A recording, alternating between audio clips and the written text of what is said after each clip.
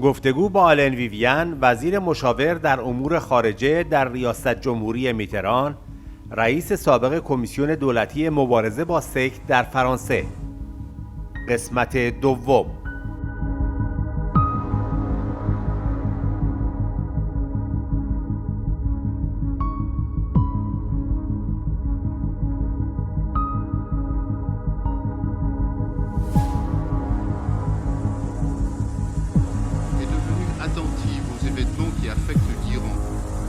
Il est vrai que la France avait déjà accueilli des exilés iraniens en la personne de celui qui allait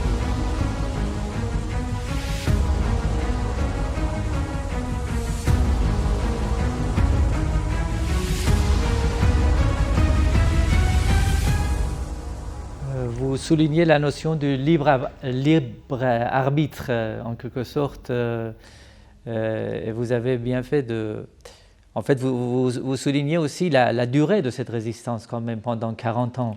Est-ce que pendant 40 ans, il serait possible de garder des gens par une façon, disons, de direction autocratique ou dans un milieu opaque, sans de lien avec la société? Je veux dire, c'est une expérience que vous avez vue aussi à Villepinte où... Oui. Il y a quand même un grand échange avec la société. Ça paraît inimaginable. Quand on entre en résistance, on fait des choix qui sont difficiles, qui sont quelquefois même très douloureux pour soi, mais pour son environnement. Mais personne ne peut vous contraindre à rester dans vos propres choix, si ce n'est vous-même. C'est une idée quelque peu délirante que d'imaginer qu'on puisse pendant 40 ans, contraindre des gens, avec quels moyens d'ailleurs, de rester là où ils ont choisi d'aller, d'arrêter d'agir là où ce qu'ils ont pourtant choisi de faire. Tout ça, apparaît illusoire. C'est du vocabulaire de toutes les dictatures. Si je devais parler d'enfermement, je dirais que ce sont les limites actuelles de l'Iran qui forment des frontières qui gênent la liberté de circulation des uns et des autres. Ce sont les contraintes qui blesse ce que vous avez appelé le libre arbitre, que j'appellerais moi tout simplement la liberté de conscience, qui empêche des gens de penser différemment, de se regrouper, d'avoir une action politique libre, c'est-à-dire de pouvoir se constituer en association, de présenter des candidats aux élections, de réussir ou de ne pas réussir, mais de toute façon de demander la sanction de l'opinion populaire. Quand je vois ce qui se passe en Iran, il est impossible de présenter une candidature librement. Les candidatures sont déjà filtrées au départ, puisque c'est une sorte de comité d'experts présidé par le guide suprême, qui finalement finit par désigner ceux qui pourront être candidats. Ce qui veut dire qu'ils ont peut-être une chance d'être élus.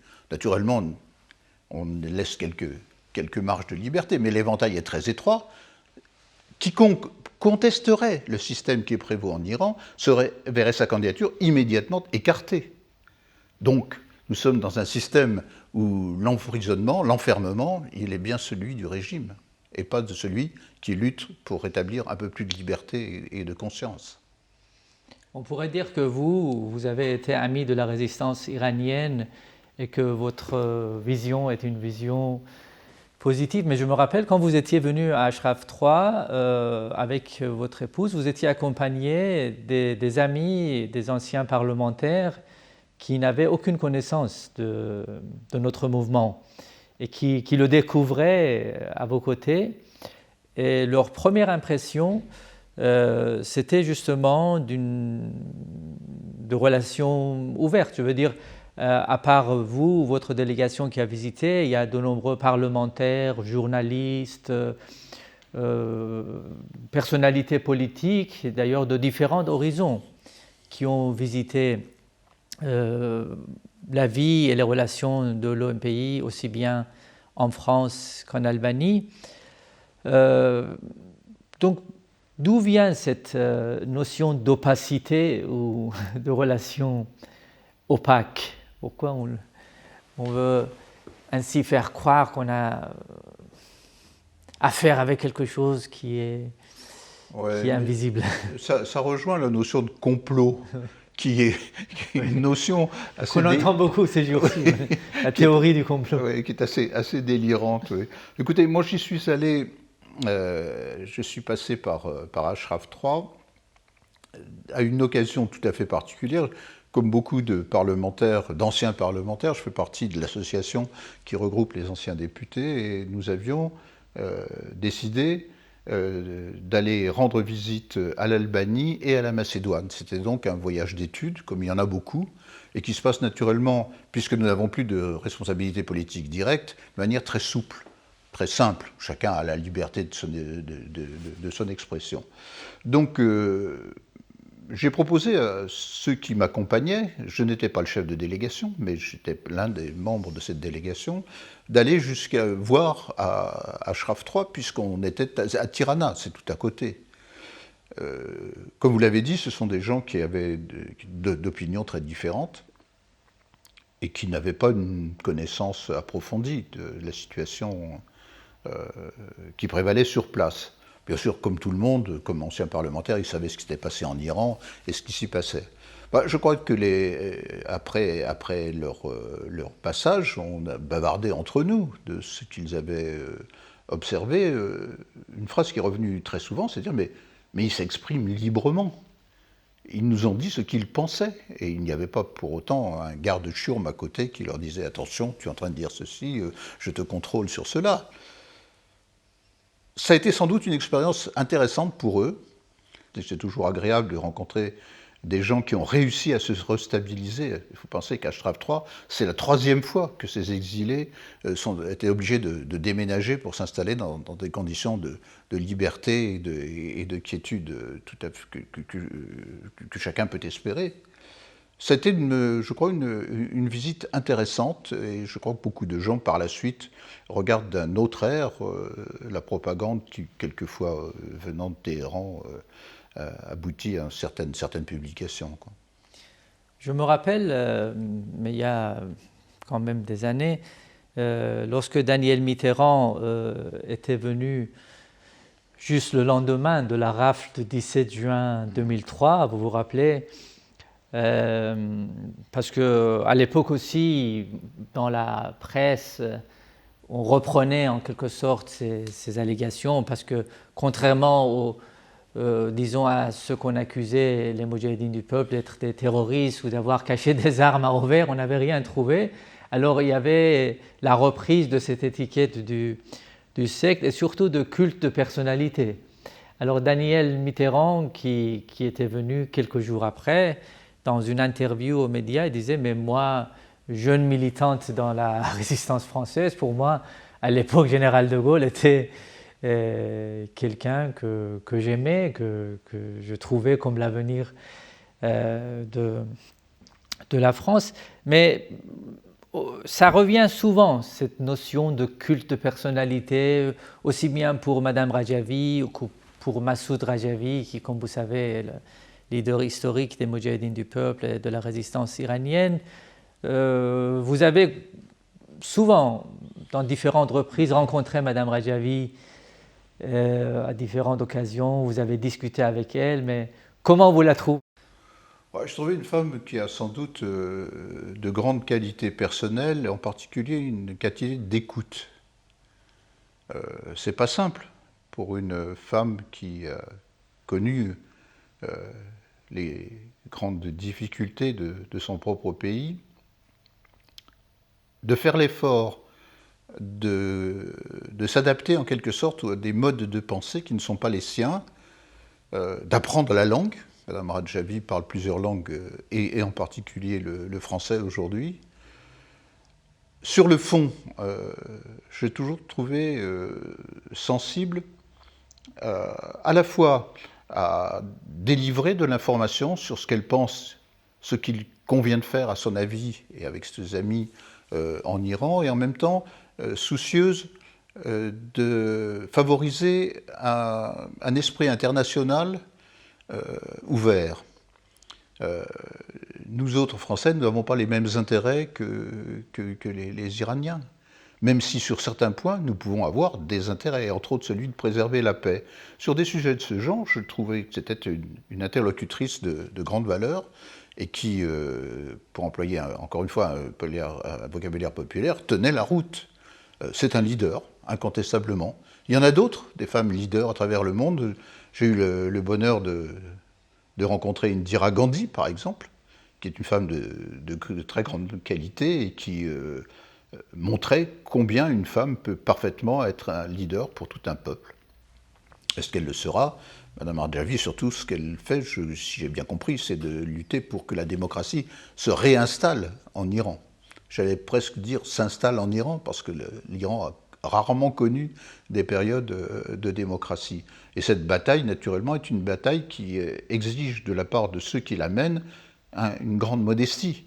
Car dire c'est au peuple finalement de choisir, le moment venu, imaginons, rêvons pour un instant, mais ce qui arrivera, que l'Iran puisse connaître le multipartisme, que puisse s'exprimer, qu'on puisse s'organiser, qu'on puisse choisir son gouvernement, je crois qu'elle le comprend parfaitement. Elle le dit. Elle l'exprime souvent d'une manière à la française, ce qui est pour moi et pour mes compatriotes quelque chose de précieux. Quand elle dit par exemple qu'il faut maintenant savoir distinguer ce qui relève de la confession et ce qui relève des droits et des devoirs de l'État, autrement dit, la séparation des églises et l'État. Cette idée, je la trouve exprimée dans ses propos, et je vois aussi en pratique dans la vie de tous les jours, les gens d'Ashraf III, ou les exilés que je peux connaître ici, peuvent avoir sur des sujets différents, avoir des opinions variées, contrastées, mais sans oublier que la première des nécessités, c'est d'être ensemble pour établir une démocratie dans ce pays. Justement, je me demandais, parce que c'est à travers vous que j'ai appris il y a peu de temps que dans l'hebdomadaire Challenge, parmi les femmes qui ont été choisies ou présentées au public, qui peuvent changer le cours de l'histoire ou avoir une efficacité ou changer le sort de...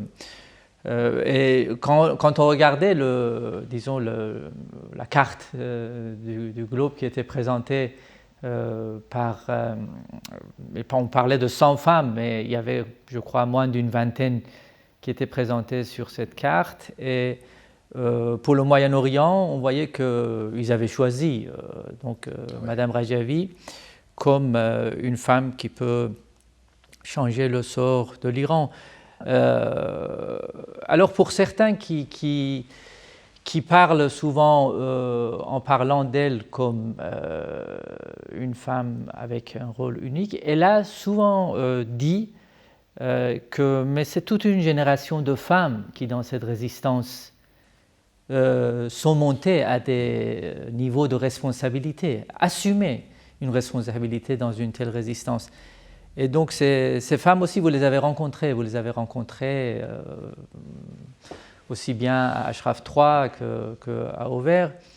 Est-ce que quelqu'un qui aurait une culte de personnalité aurait cette capacité de mettre, disons, sur la piste ou sur les responsabilités diverses, autant de femmes qui sont prêtes à vraiment prendre en charge ces responsabilités?